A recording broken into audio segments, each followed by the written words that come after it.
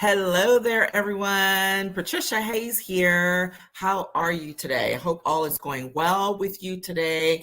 Welcome to Coffee Time. If this is your first time, we're so glad to have you join us.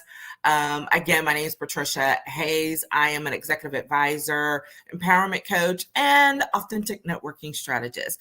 All those things mean I love making sure that people are getting to the next level of where they want to be in their career, in their business, professionally and personally, but making sure that they're doing it in a way that's authentic and sustainable to themselves, that honors their values, and will help them to build, those professional relationships for the long term that will help them, for many years to come. So welcome, welcome, welcome.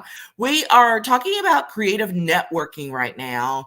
And in this particular episode, I've labeled it Get a Life and Improve Your Network, because literally it can so be just that simple. But first step, why creative networking? Well, because it is so easy to get stuck in a networking tunnel is what I'm calling it, where you just literally have tunnel vision about what it is you can do in order to build your relationships, because that's what we're really talking about. When we're talking about networking, when I'm talking about networking and I'm doing it authentically, I'm talking about doing those things that are going to build relationships that support your career, your business, even your personal life as you move forward. And so in order to do that, you've got to diversify how you think. You've got to break down some of those walls, take off those blinders that will keep you keep you stuck and only going down a specific tunnel, as opposed to really opening up and seeing all the huge variety of opportunities for relationships and next steps that are really available to you. And when I talk about creative networking, it's also a matter of helping to add some depth to you, some depth to your character, some depth to your personality, depth to your interest. All of those things will help you to be more attractive, dare I say, but literally just being able to engage in more conversations with more people. And that's what I mean by being more attractive, is like literally just because you have something interesting to talk about, and it's interesting because it matters to you, that will help as you go out, looking to build relationships deliberately and strategically, as well as when you're just trying to, be a normal person and live your life. So today we're focusing on that be a normal person, live your life part, and how that can actually strengthen your ability to build a sustainable professional network.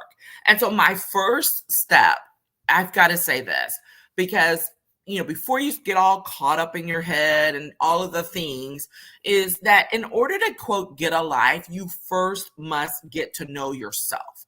You literally must know what it is that you're even interested in or could be interested in. So we're going to have a coaching moment with Patricia right now, right? Because y'all know how I feel about reflection time, and that includes when you are working on building out your professional relationships. And so in that reflection time, I want you to really think about how is it that you have grown and evolved personally and professionally in the last 3 years, 5 years, 10 years even. Because the reality is there are things that you may be interested in now that you were not interested in many years ago. There are things that you were interested in many years ago that you have no interest in today. And what I don't want is for you to get stuck in other people's perceptions of, who you are or what you were interested in X number of years ago, right? So that's why that reflection time is important, because what will happen, again, that's really leaning into that networking tunnel piece, is you will say, oh, okay, well, if I have to do this, then I was doing this when my network was really building and I was doing this thing. But then it kind of evolved or dissolved. And guess what? It may be because your interest in that particular activity, group, whatever it might be, just, went away because you were growing. You were growing as a person, you were growing as a professional. So don't feel obligated to go back to those things. We will talk about, that, but don't feel obligated to do that. Instead, think about, okay, where have I been? What has changed? How is that affecting me now? And what does that mean for me currently when in terms of making sure that I pursue those things that are of interest to me today so that I can make sure that I am building out my network for today forward, not based on what happened in years past, right? Now, the flip of that is, where have you abandoned old interest for work or career? So this is where you've abandoned something, not because you grew away from it or whatever, but literally because you became so focused on your kids, your work, your job, whatever, that you literally didn't make room for it anymore and it disappeared.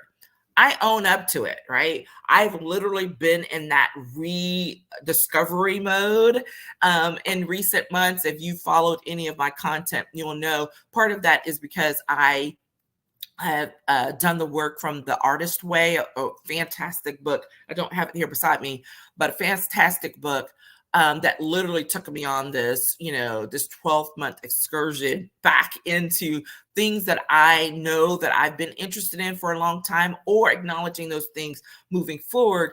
And from a creative standpoint, right? From a creative standpoint of who I am and what I want to be as a professional and as a person. And so that, really has really just reinforced and reaffirmed something that I already knew, which is I had a whole host of hobbies and activities that I really used to be so involved in that I wasn't doing anymore, because literally I just let work and all of life suck the life out of me, so that I didn't have the capacity to do those things and enjoy them. And so I have really been on this whole mission of rediscovering those things, re-engaging in them, and managing the type A perfectionist in myself, which would be like, oh, we got to go do all the things right now all at once. No, I'm trying to ease back in. And so that Artist Way was a great way to do it, because there's these things called artist dates that help you to say, hey, once a week, go do X, whatever X is for you, and fully engage with no obligations to other people. So that said, looking at things of how you've grown and where are you now, as well as taking a look back as what did you abandon that you really didn't mean to, but it happened, and how that can be reincorporated into your life right now and today. Okay. So make sure you engage in that reflection piece. I had to drop that coaching moment in because it's completely relevant to this conversation. Now, that said, here's the thing. Instead of trying to create these things that are absolutely the moments and the experiences that most people hate, which is why they say they don't like to do networking to begin with, is because they're not approaching it from an authentic space. So here's the thing. You have to network from where you are in your life right now, right? Connect with people, build those relationships from where you are. Now, again, we are not talking about from a business perspective, from your professional career and the work that you do. We are not having that conversation right now. We will talk more about that next week. But right now, I'd like to talk about, in terms of getting a life, like maybe you have kids, you have family that you're super involved in, you have a community that you're super involved in, whatever it is, you have hobbies. We just talked about that, hobbies that you need to re-engage in or new ones to pursue. This is how you begin to reconnect and to connect with people anew from this space.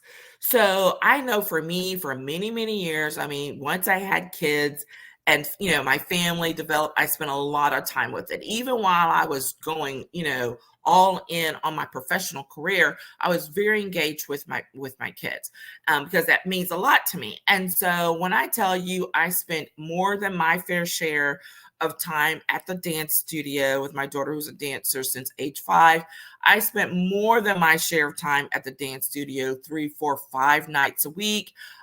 going to conventions on the weekend. And guess who I was talking to? Other parents who were stuck there with me at those convention halls and through those dances. Now, am I going to sit there and just mind my own little business and not talk to people? You could. And there were moments where I'm like, let me slip back to the room and have a little quiet time, or let me slip back to the room and get a little work done. But here's the thing. Why not use those opportunities as well to just start building relationships with these other parents? Because guess what? They are professionals too. And when you start talking to other people about what it is you do, what it is they do, how they got into the space with their kids, whatever, you would be amazed at the relationships that you develop from there. I have so many relationships that were founded on my daughter's years as a dancer, my daughter's years as a Girl Scout, where I was a Girl Scout mom and volunteer. I mean, some of my closest friends today and people that I reach out to for my network today are from those years, okay? I'm not going to leave my son out. My son is Mr. Athlete Extraordinaire. So I've spent more than my fair share of time in the football stands, coming and going to games, being a volunteer for the Booster Club. And what happens? You build connections and relationships with people. You find out what people do, what their interests are, how you can support them and their children, but how you can support them. And guess what? You're creating a bond that's unique because you have common interests. Those common interests may be that family thing, right? Moving on to hobbies, same difference. You have a vast interest, different types of hobbies that you're engaged in or that you need to re-engage in. This is a perfect opportunity because what? You are engaged with other people who like the same stuff you do. Don't make it so hard. It does not have to be so hard. And everything doesn't have to be about, oh, well, I need to see what they do so that I can figure out what kind of business deal we can get going. Let me tell you something. There are things and folks that I've engaged with hobbies and different interests and had no idea about what it is they did or what it was professionally until, it came up later in conversation or some interest came up and they're like, oh yeah, do you want to go with me to X because, and I'm like, what? I mean, you will be surprised. It truly is a matter of one of those, it's a small world. So it doesn't have to be hard. Don't make networking hard. Don't make your professional relationship building hard. It doesn't have to be. Sometimes you just need to be yourself, go do the things you like to do and see where it takes you, right? Because, and as much as I talk about the strategy behind it, being involved and doing those things you're interested in is a strategy. I know that when I get new clients or my clients come to me, one of the first things I tell them within the first 2 weeks is I will tell them is number one, get a journal because you're going to engage in a lot of reflection time, right? You're going to need to be able to write that stuff down somewhere. And secondly, I tell them, go get a hobby. If you have a hobby, how deeply engaged are you in it right now? Get ready to go to a different level. Why?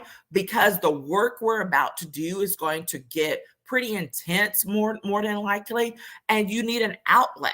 And so when you're engaging in something that you like to do, it again creates that room for expansion, to provide some relief to your poor little brain that's working overtime, trying to do all these things. And you get to meet other people who are interested in the same things that you are. Don't make it hard, okay? So whether you're sharing a hobby or you're engaging in a hobby that's your own, or let's say if a friend says, hey, do you want to come to this, to this class with me? Go to the class with your friend. Go to the show with your friend. You never know what's going to come of that. All right. Which gets me to my third thing, which is engaging in your community. Yes, I've owned up over the years that I'm a volunteer junkie. I really do enjoy giving back to my community in a number of ways. Again, this is a strategic activity for me as well, because when I do, I've always been where I engage in something from a professional standpoint. So maybe I'm serving on a board or working on a committee that has to do with my profession, but I also make sure that I'm engaged with community boards or committee activities, whatever it might be, that I have a personal interest in, where I can utilize my skills, as well as those are just completely passion projects, right? I'm not trying to connect it up to anything. It's just something that I really feel deeply about. Now, here's the thing. When you follow those passions on the issues, when you go and connect up on a board or committee or doing whatever kind of, public service or volunteer service, you will be so surprised at what happens as a result. Literally within the last week, just within the last week, so I don't even have to go back months or years. Within the last week, two things. One, I went to a luncheon. It was a small luncheon for a board that I serve on, where we were inviting other business folks in to learn more about what it is we do. And this is a community service, related board. And I was like, I have time, just go, don't overthink it. Again, I have to tell myself the same things, right? Don't overthink it, just go. So that's what I did. And I'm sitting there, I come across in this small group of people, there are at least two people that I did not know, but we are connected through other organizations or things. One, because who's a parent who at the same school where my son goes, and turns out their child is engaged in the athletic areas and supports them. And I'm like, oh my gosh, our kids probably know each other, right? The second one was a woman who is the community engagement liaison for an organization that I have volunteered with for years, right? Had no idea.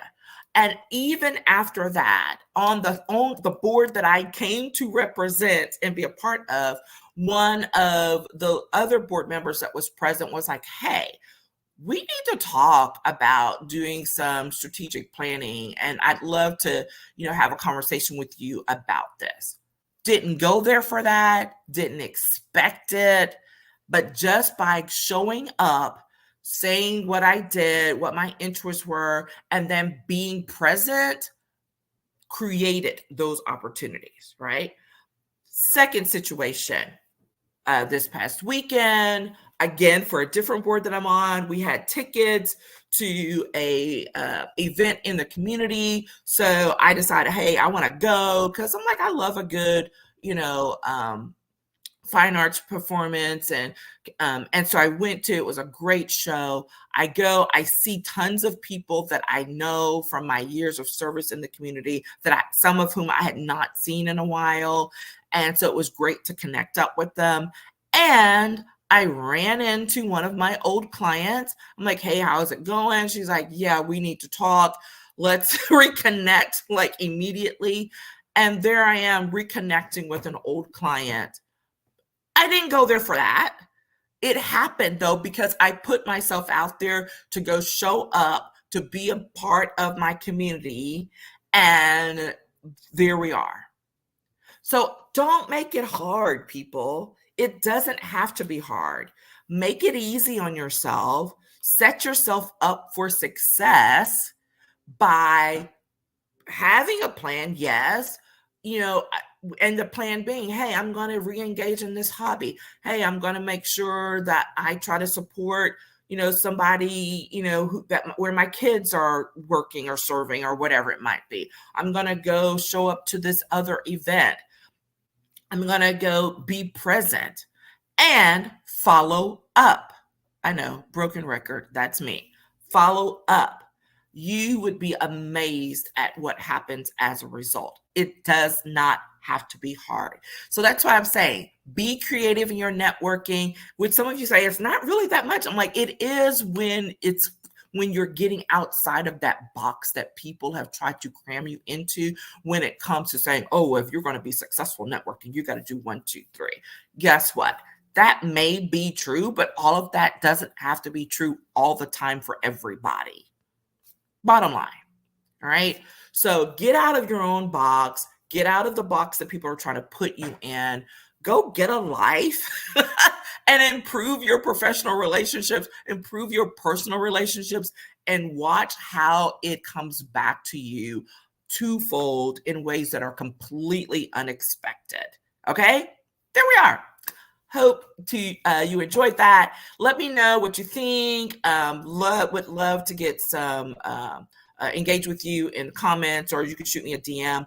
If there's some more support that you need, don't hesitate to reach out. The strategy power hours or half hours, I'm doing those now, are open and available.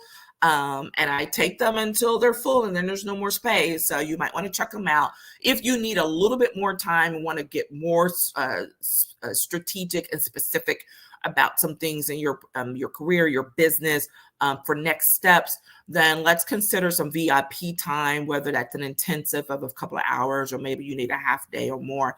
Let's get that set up as well. Just reach out to me, DM me, or click the link in the bio, and it'll give you access to all of those opportunities. Okay?